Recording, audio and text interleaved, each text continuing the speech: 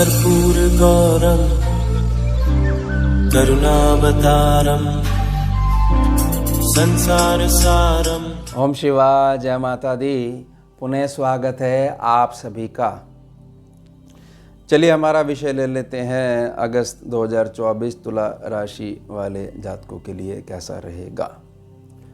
अब एक कुंडली देखिए और गोचरी व्यवस्था जो है बहुत ज़्यादा इसमें परिवर्तन होने इस महीने, उसको समझ लेते हैं। तुला राशि, चंद्र राशि के जो जातक हैं उनके लिए 25 अगस्त तक जो है मंगलदेव वृष राशि में विराजमान रहेंगे और यहाँ पर गुरुदेव बैठे हुए हैं। इसके पश्चात 26 तारीख से मंगलदेव जो है मिथुन राशि 3 नंबर राशि में प्रवेश कर जाएंगे। आगे मूव कर जाएंगे तो मंगलदेव यहाँ पर अकेले हो जाएंगे। 16 अगस्त तक सूर्यदेव जो है कर्क राशि में विराजमान है। इसके पश्चात 17 अगस्त से सूर्यदेव जो है आगे मूव करेंगे, सिंह राशि में आ जाएंगे। यह इनकी अपनी राशि है, अपना घर है, स्वराशि स्वग्रही होकर बैठ जाएंगे। ये बहुत अच्छा रहेगा आपके लिए। 5 अगस्त से बुधदेव जो है वक्री होना शुरू हो जाएंगे, लेकिन शुरुआत में ये 5 नंबर राशि में जहाँ बने हुए हैं वहीं बने रहेंगे। लेकिन जैसे ही 12 अगस्त आ जाएगी तो बुधदेव वक्री स्वभाव तो धारण करे ही रहेंगे, लेकिन इसके साथ पीछे मूव करेंगे और पीछे जो है एक घर पीछे आएंगे, तो यानी 4 नंबर राशि में आ जाएंगे, कर्क राशि में आ जाएंगे और वहीं बने रहेंगे। और 29 अगस्त से जो इनका जो विषम प्रभाव बन गया है, वक्री जो है इनकी चाल हो गई है, वह पुनः 29 अगस्त से यह महीने के एंड में ये पुनः मार्गी हो जाएंगे। इसके पश्चात जो 25 अगस्त जब आएगी तो शुक्रदेव जो है वह भी आगे मूव करेंगे और आगे मूव करके कन्या राशि में प्रवेश कर जाएंगे। जैसे ही कन्या राशि में प्रवेश करेंगे तो शुक्रदेव के पास जो भी ऊर्जा होगी वह लगभग आधी रह जाएगी। और शुक्रदेव जैसे ही कन्या राशि में आएंगे एक एल साइन दे दिया जाएगा इनको स्कैनिंग के पैनल के अनुभव के अनुसार। और यहाँ पर केतुदेव बैठे हुए हैं और सीधी दृष्टि राहुदेव की इन पे पड़ने लग जाएगी। शनिदेव जो हैं, शनिदेव वक्री बने रहेंगे 139 दिनों तक और 29 जून से ये वक्री हुए थे और लगभग 15 नवंबर तक ये वक्री बने रहेंगे। अब इसमें समझिएगा कि मूल आपका क्या रहेगा, यह महीना क्या कहता है एक वाणी में। तो एक वाणी में यह है आपके लिए कि कष्ट आपके सामने घुटने टेकेंगे। कैसे घुटने टेकेंगे? गुरु के आशीर्वाद से घुटने टेकेंगे, देवगुरु बृहस्पति देव के आशीर्वाद से। 2 छोटी प्रार्थना करना चाहता हूँ, इसको बहुत अच्छे समझिएगा। जहाँ भी राशि का जिक्र होता है वहाँ पर जो राशि का मूल है वह चंद्र राशि है। राशि को जो है पूर्ण जो शब्द है उसको चंद्र राशि बोला जाता है। चंद्र राशि क्या होती है? चंद्र राशि वह होती है जो आपकी लगन कुंडली है। लगन कुंडली में चंद्रदेव जहाँ पर बैठे हुए हैं, अगर वहाँ पर वह भाव कोई भी हो सकता है, अगर वहाँ पर केवल 7 अंक लिखा हुआ है तो ही आप तुला राशि के जातक हो।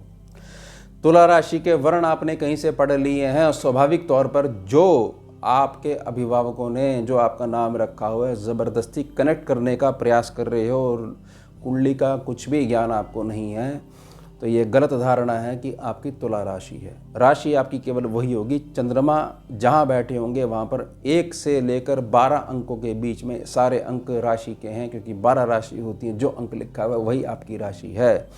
नाम से कोई राशि का कोई विज्ञान नहीं है। स्कैनिंग के पैनल पे कोई एंट्री हो ही नहीं पाती है, क्योंकि स्कैनिंग विद्या जो है ज्योतिषीय विद्या से किसी भी प्रकार का कोई लिंक नहीं रखती है। हमारी जो है अपनी ही अलग कैलकुलेशन है, ये प्योर मेटाफिजिक्स है, तत्व मीमांसा, ये समझिएगा इसको।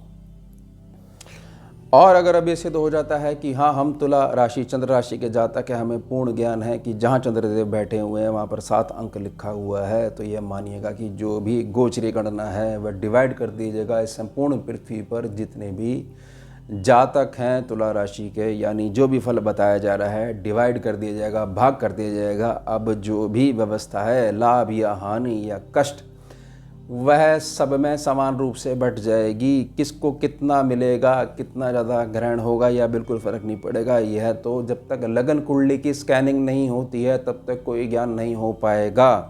क्योंकि लगन कुंडली और डिविजनल चार्ट्स केवल आपके ऊपर ही कार्य करते हैं। यह मात्र एक जनरल कैलकुलेशन है। ये जनरल कैलकुलेशन सभी पे कार्य करती है, और कार्य अगर ऐसा हो रहा है कि स्वाभाविक तौर पर जो बातें बताई जा रही हैं उसमें से कुछ भी बात या संपूर्ण गणना अगर आपके ऊपर लागू हो रही है तो ईश्वरीय कृपा है, लेकिन यह कुछ समय के लिए है, हमेशा ऐसा नहीं होने वाला है। ध्यान रखिएगा, बिल्कुल क्लियर कर दी है, कोई मीठी वाणी नहीं बोली गई है। ज़बरदस्ती के कार्मिक कॉन्सेप्ट से अलग हटके कि कर्म करने की ज़रूरत नहीं है, मात्र वीडियो देख लो, बैठे रहो वहीं पे, जो ग्रह है वो आपके घर की बेल बजाएगा और आपकी सेवा करने आ जाएगा। तो भ्रम से बाहर आ जाइए, वहम की कोई दवाई नहीं होती है, यही सत्यता है। सत्यता को जितनी जल्दी धारण कर लोगे उतनी जल्दी अच्छा रहेगा।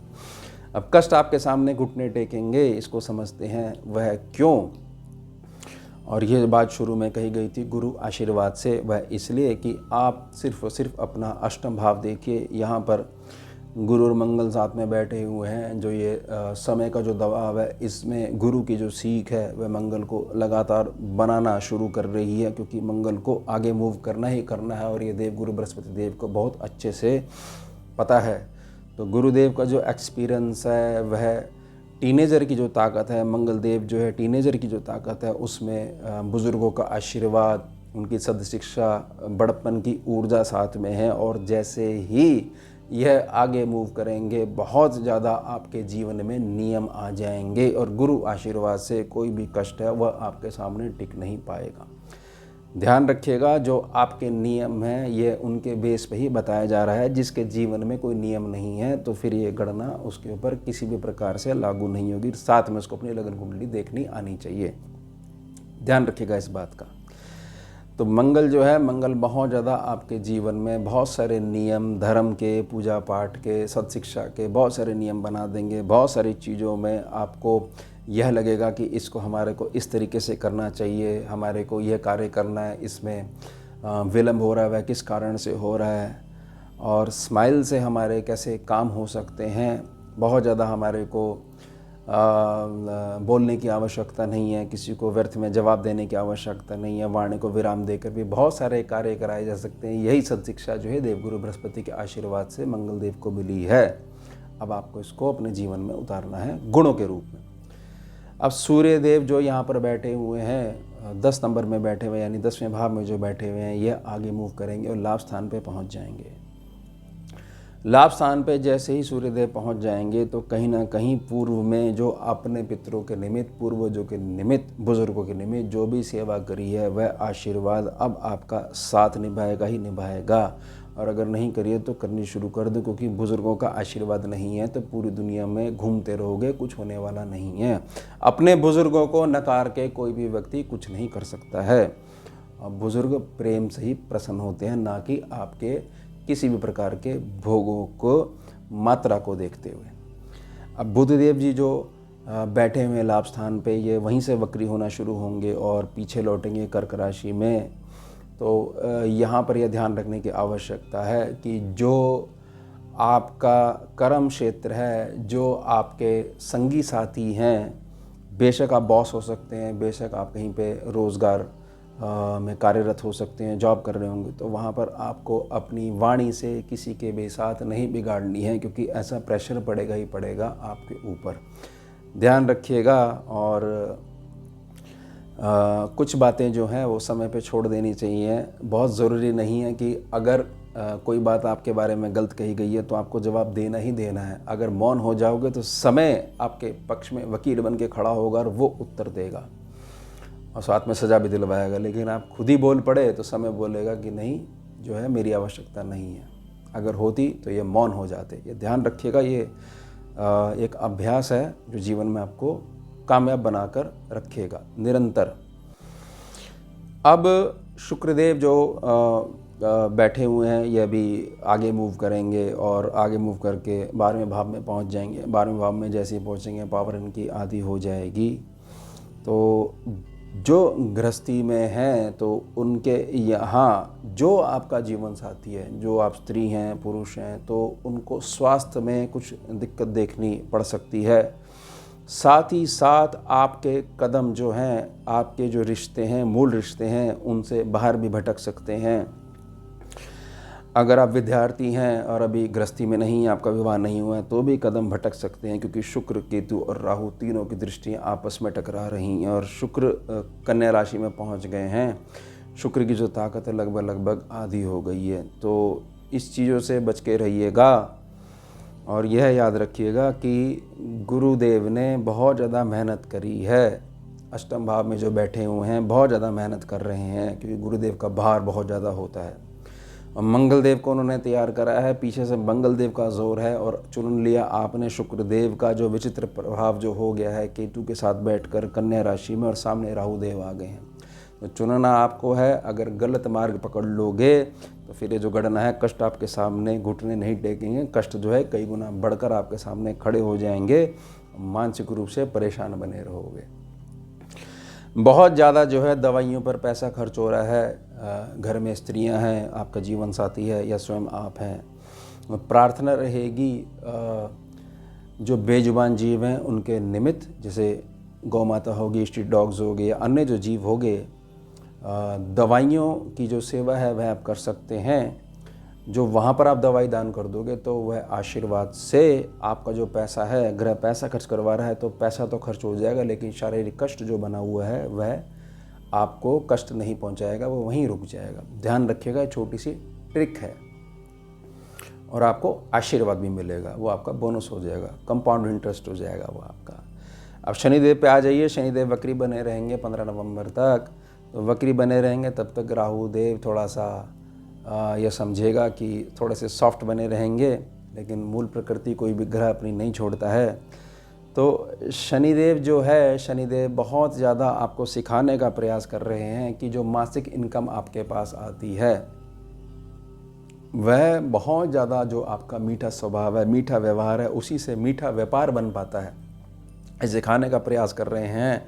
तो वह जो भावना आप पकड़ के चलोगे, वही जो है हर प्रकार के कष्ट को आपके सामने एक प्रकार से हाथ जोड़ने के लिए, घुटने टेकने के लिए, जैसे मैंने प्रार्थना करी है, वो विवश कर देगी और आप निरंतर आगे बढ़ते जाओगे।